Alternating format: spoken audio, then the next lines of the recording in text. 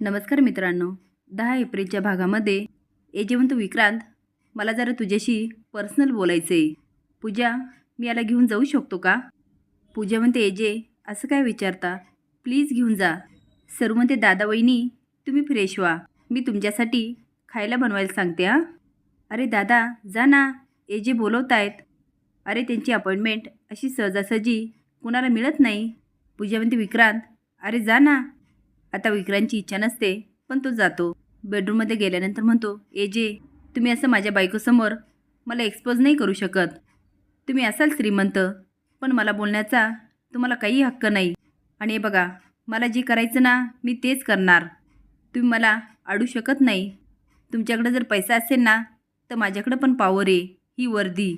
पण एजे मात्र काहीच बोलत नाही. विक्रांत म्हणतो, ह्या वर्दीसमोर पैशाची पॉवर चालत नाही, लक्षात ठेवा. तेवढ्यात आवाज येतो, मिस्टर विक्रांत. विक्रांत मागे बघतो आणि चांगलाच हादरतो आणि म्हणतो, कमिशनर साहेब तुम्ही? तो लगेच सॅल्यूट मारतो. ते म्हणतात, तुम्हाला अजूनही वाटतं पोलीस डिपार्टमेंटमध्ये तुमची नोकरी टिकेल? मिस्टर एजेंनी तुमच्या पोलीस स्टेशनमध्ये एक तक्रार नोंदवली होती. काय झालं तिचं? काय ॲक्शन घेतली तुम्ही?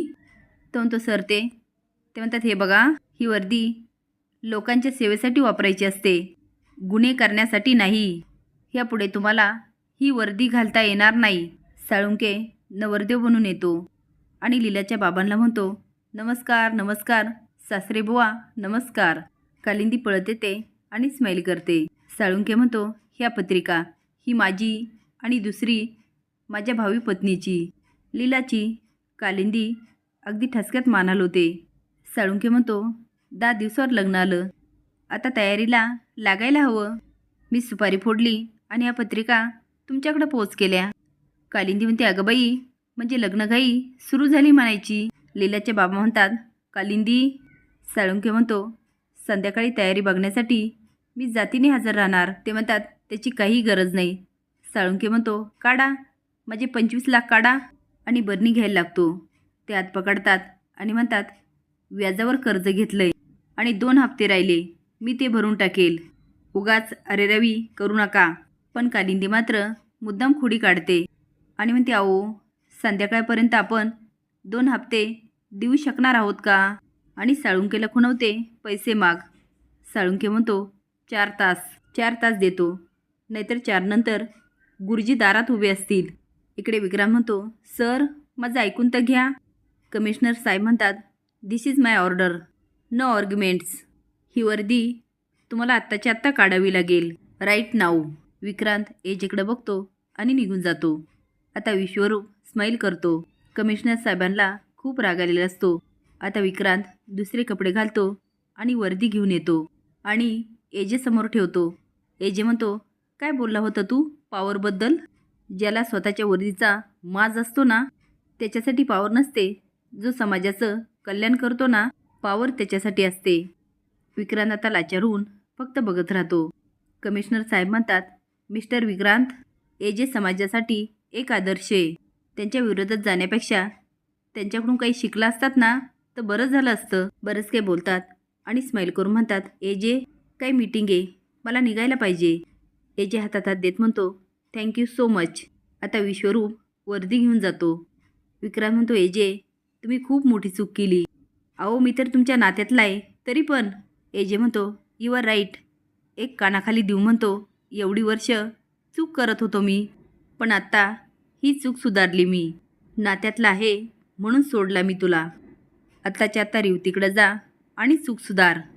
फक्त तुझ्या बायकोसमोर नाही तर कुठल्या मुलीसमोर जायची लायकी नाही ठेवणार तुझी. पुढच्या 30 मिनिटात तू जर रेवतीची माफी नाही मागितली तर 31व्या मिनिटाला तू कोणाला तोंड दाखवायच्या लायकीचा नाही राहणार. 10 सेकंद संपलेत. आता विक्रांत पळतो. एजे म्हणतो, लीला मी माझा शब्द पाळला. इकडे लीला रेवूला जेवायला घेऊन येते पण ती रागात म्हणते, ताई एकदा सांगितलं ना मला जेवायचं नाही. लीला म्हणते, रेवू तू न जेवल्याने प्रॉब्लेम नाही सुटणार. ती रागात म्हणते, चालेल मी मेले तरी चालेल पण मी खाणार नाही. आता लीला तिला समजावते. रेवू म्हणते, विक्रांतला विसरून मी जर मेले ना तर तुमच्या मनासारखंच होईल. लीला मारायला लागते. तेवढ्यात विक्रांतीचा हात पकडतो ती आता रागाने स्वतःचा हात ओढते, पण रेवू रडत लगेच तिला बिलगते. लीला तिचा हात काढत म्हणते, रेवू सोड. रेवू म्हणते, विक्रांत मला तू इथून घेऊन चल. मी तुझ्याशिवाय नाही जगू शकत आणि मी ते राहिले ना तर लोक आपल्याला वेगळं करतील. अरे विक्रांत बोल ना काहीतरी, तुझं माझ्यावर प्रेम आहे ना? पण विक्रांतला मात्र एजेचा फटका आणि लायकी आठवते. रेवू म्हणतो, विक्रांत. तो स्वतःचा हात झटकत म्हणतो, रेवती बस. ती म्हणते, विक्रांत तू असा काय रिॲक्ट होतोय? मी एवढंच म्हणलं ना की आपलं प्रेम आहे. तो खड्ड्यात गेली तू आणि खड्ड्यात गेलं तुझं प्रेम. तुला माहिती आहे ना माझं लग्न झालं ते. आता माझ्या फॅमिलीला त्रास होतो, त्यामुळे मला तू पण नको आणि तुझं प्रेम पण नको. रेवू म्हणते, हे काय बोलतोस तू? तू मस्करी करतो ना? बोल ना, तू मस्करी करतो ना? ताई, विक्रांत का असं बोलतो? तू त्याचा अपमान केलास का? पुन्हा जाते त्याच्या तोंडाला हात लावत म्हणते, विक्रांत तुझं माझ्यावर प्रेम आहे ना? पण तो मात्र तिचा हात झटकून टाकतो. ती म्हणते, अरे तू तर माझ्यासाठी जीव द्यायला तयार झाला होता ना? विक्रांत म्हणतो, खोटं होतं सगळं. माझं तुझ्यावर अजिबात प्रेम नाही आहे. आणि ए बाई, तुझं रडणं थांबवा. आणि हात जोडून म्हणतो, मला इमोशनल टॉर्चर करणं बंद कर. ह्या सगळ्याचे परिणाम ना तुलाच भोगावं लागणार आहे. ती त्याची कॉलर पकडत म्हणते, विक्रांत काय बोलतोस तू? तो रेवती सोड मला आणि जोऱ्यात ढकलतो. रेवू पडायला लागते, पण लीला सावरते. लीला म्हणते, बघितलंस किती खोटारडा आहे हा? काय झालं ना? निघायचं आता. रेवूला तुझं खरं रूप कळालं. सुटकी वाजवत आणि बोट दाखवत म्हणते, रेवूच्या परत आसपास जरी फिरकलास ना परिणाम वाईट होतील. विक्रांत म्हणतो, ह्या सगळ्याचे परिणाम तू नक्कीच भोगशील. पण लीला पण चांगलीच धमकी देते आणि म्हणते, चल निघ. तो गेल्यानंतर रेवू तिला मिठी मारत म्हणते, ताई मला नव्हतं वाटत हा एवढा वाईट असेल. याच्यासाठी मी तुला किती हर्ट केलं ना. आईबाबांशी पण खूप खोटं बोलले.